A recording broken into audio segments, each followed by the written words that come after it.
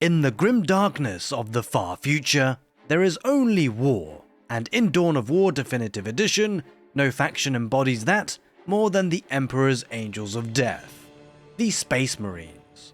Today, we're going beyond the basics. We'll break down the Space Marine faction in complete detail, from their units and buildings to their upgrades, mechanics, and battlefield strategies. Whether you are new to the game or refining your meta knowledge, this guide will arm you with everything that you need to know to command the Emperor's finest. The Space Marines are designed to be balanced and flexible. They don't rush as fast as orcs. Their strength lies in their ability to adapt. A Space Marine army can shift from infantry heavy to vehicle heavy depending on what the opponent is fielding. Their units scale incredibly well with upgrades. A fully upgraded Tactical Marine squad in the late game feels like an entirely different unit compared to its early game form. They also rely heavily on combined arms, infantry, leaders, heroes, and vehicles working together. This makes them forgiving for beginners, but very rewarding for advanced players who can micro their squads, maintain map control, and time their tech transitions correctly. Now let's dive deeper into the mechanics that define the Marines. Marines can replenish lost squad members mid-battle. This allows them to grind down enemies in prolonged fights, but it costs requisition. Space Marines have solid morale, but if broken, their accuracy plummets. This is why Force Commanders, Chaplains, and Apothecaries are crucial. They keep squads fighting at full capacity. Heroes can attach to squads, turning them into unstoppable anchors. A Force Commander with Tactical Marines isn't just extra damage per second. He soaks damage, provides leadership, and makes the squad harder to break. Mastering these mechanics is the difference between playing Marines as a blunt hammer or as a finely tuned war machine. Alright, let's talk about the backbone of the Space Marine war machine, their buildings. Each structure has a clear purpose, and together they define how the faction scales from the early game all the way to the late game. So let's go through them one by one. We'll start with the headquarters, the Stronghold, which later upgrades with a monastery and eventually the Mighty Fortress Monastery add-ons. This building is your lifeline. It produces Servitors, Scout Marine squads, and the Chaplain hero. Upgrades that you research here unlocks new units, buildings, and research options, and allows you to increase your faction's unit population limit. Timing your HQ upgrades is critical. Rush too fast, and you might get crushed early. Delay too long, and you'll fall behind in the late game. When it comes to units, we should probably start with the Servitors, your builder units. They are fragile, they don't fight, but they are absolutely vital. Servitors build your structures and can repair vehicles and turrets. Losing them early can cripple your economy, so always protect them when you are under attack. Another unit that can be made from the Stronghold is the Scout Marine. They are fast, cheap, and perfect for early map control. Their main role is to capture requisition points quickly and harass the enemy. As the game goes on, they can be upgraded into more powerful utility units, give them sniper rifles to delete enemy squad leaders, or use their infiltration to act as forward spotters. A few well-placed scouts can make the difference between winning and losing map control. They can also be equipped with flamers, which are effective at breaking enemy morale, and plasma guns, effective at fighting heavy infantry.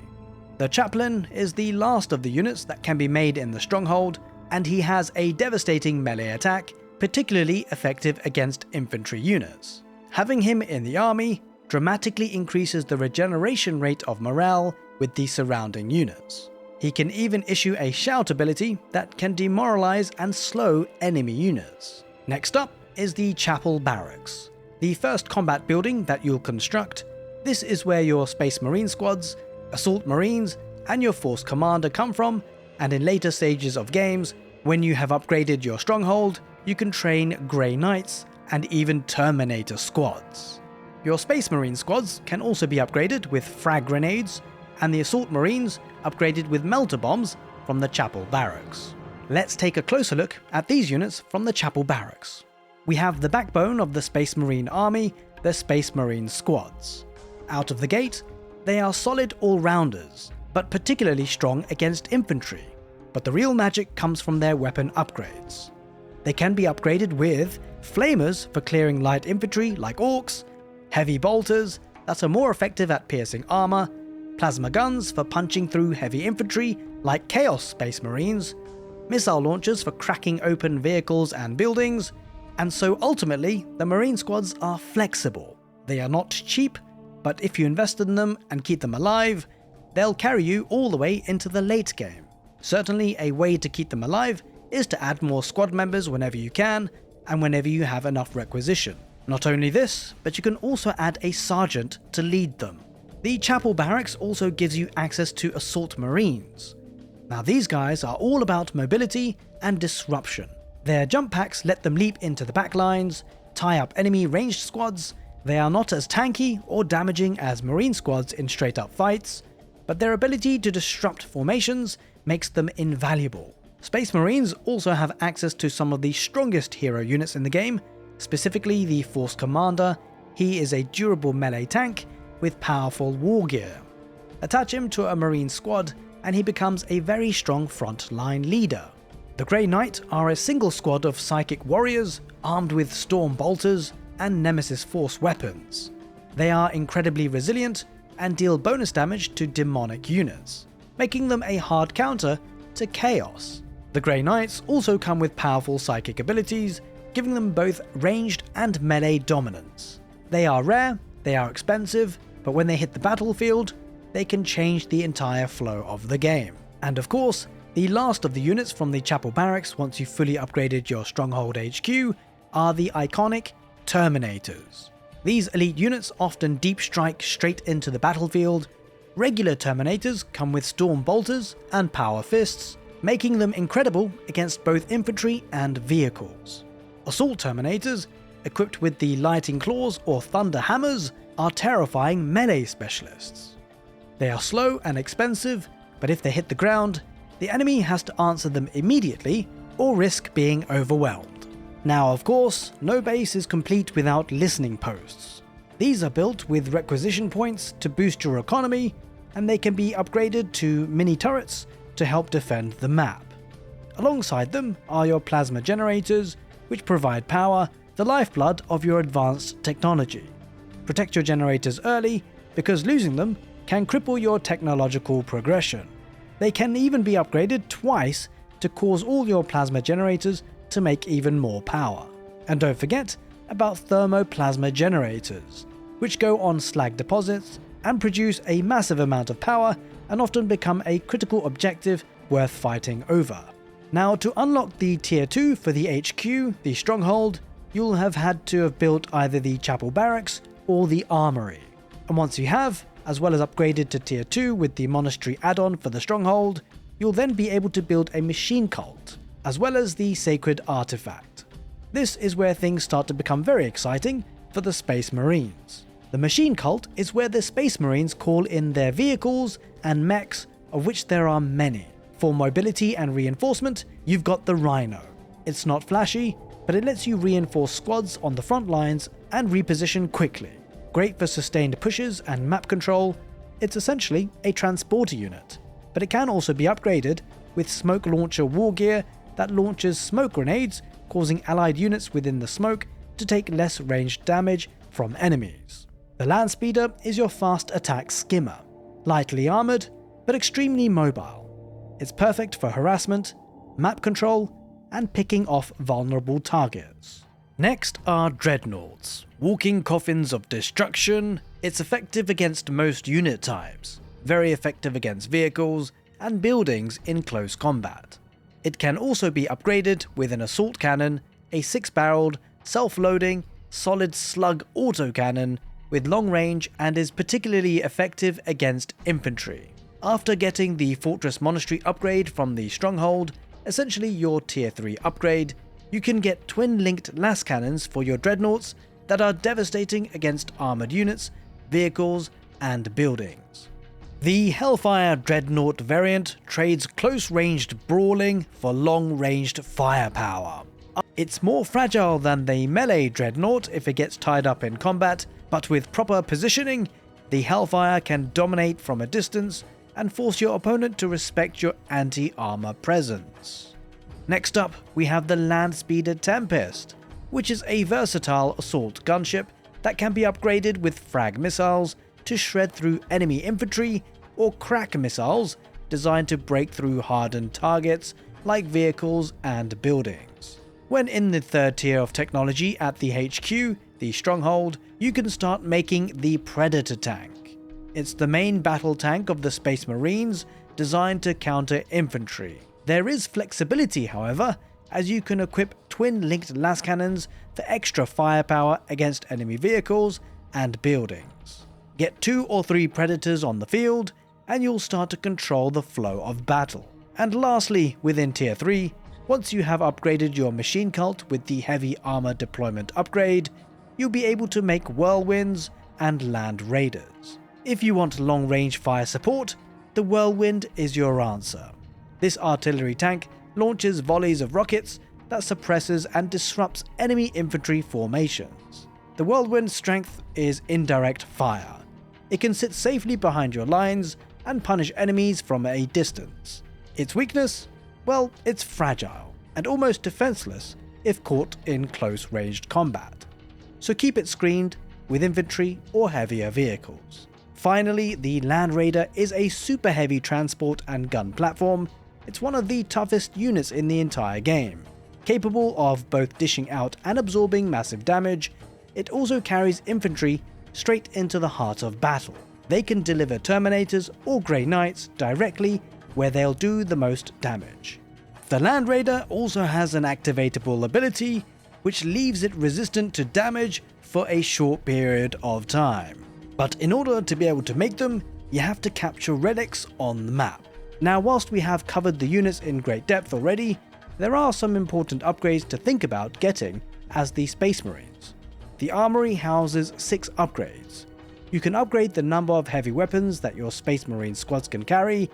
You can give Grey Knights a Furious Charge, a passive ability that enables them to approach enemies at fast speeds and build up a devastating attack. All Space Marines can be given Bionic War Gear that increases their maximum health. Space Marine squads can also be given Target Finder upgrades twice, improving the accuracy of their ranged weapons. You can research power weapons for your hero units and sergeants that make them more effective against heavy infantry, and lastly, for the Armoury, you can research plasma pistols for your sergeants, force commander, and librarian that make them even more effective also against heavy infantry.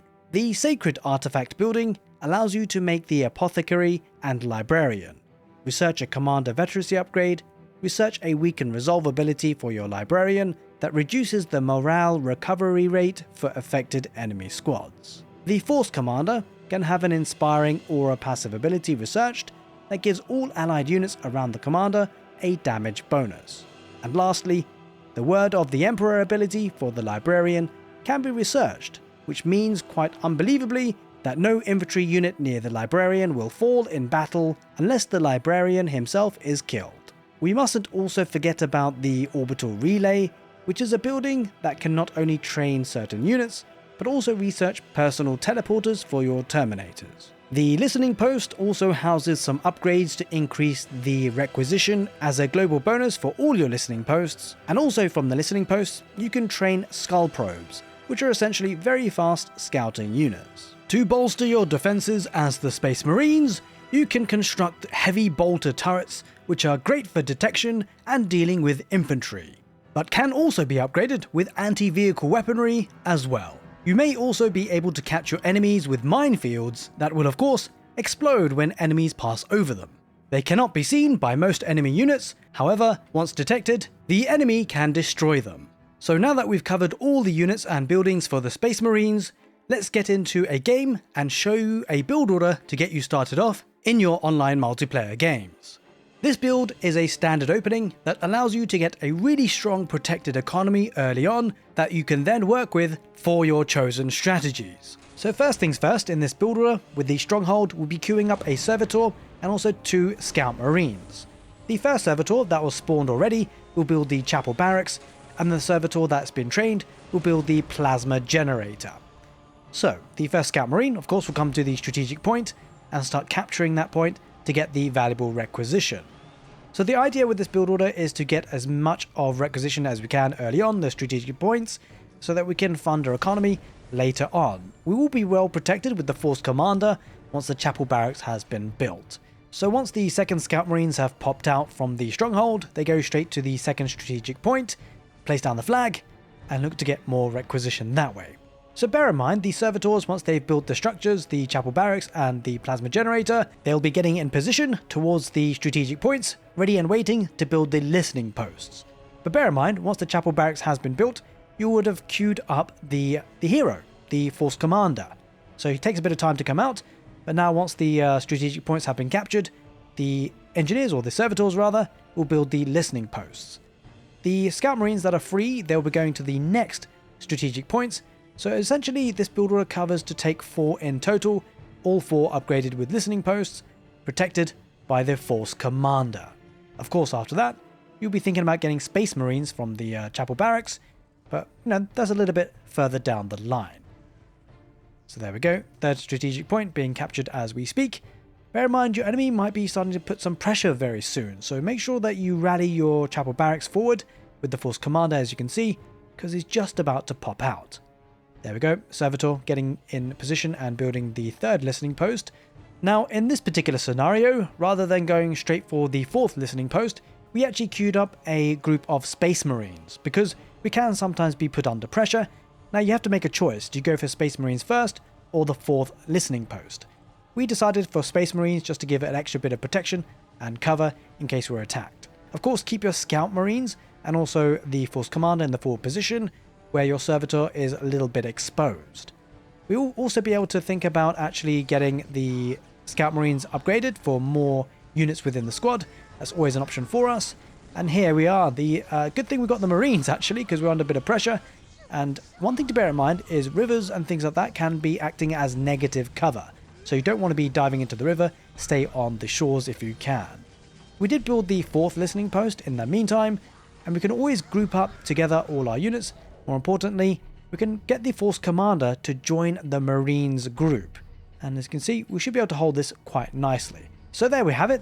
There's 4 strategic points captured, all of them upgraded with listening posts, with the Force Commander and the Space Marines. From here, you can look to build an armory and get some upgrades for your Marines in particular because you have them, or you could potentially go for a tier 2 upgrade and get some vehicles. Either way, that's the build order opening in a nutshell. And so there we have it, a pretty in-depth overview of the Space Marines for Dawn of War Definitive Edition. I do hope you enjoyed this video and found it somewhat useful. If you did, make sure you give the video a thumbs up. More importantly, make sure you are subscribed to the channel and hit the notification bell so that you get a bit of a ding-dong for all things Dawn of War. As always, take care and see you next time.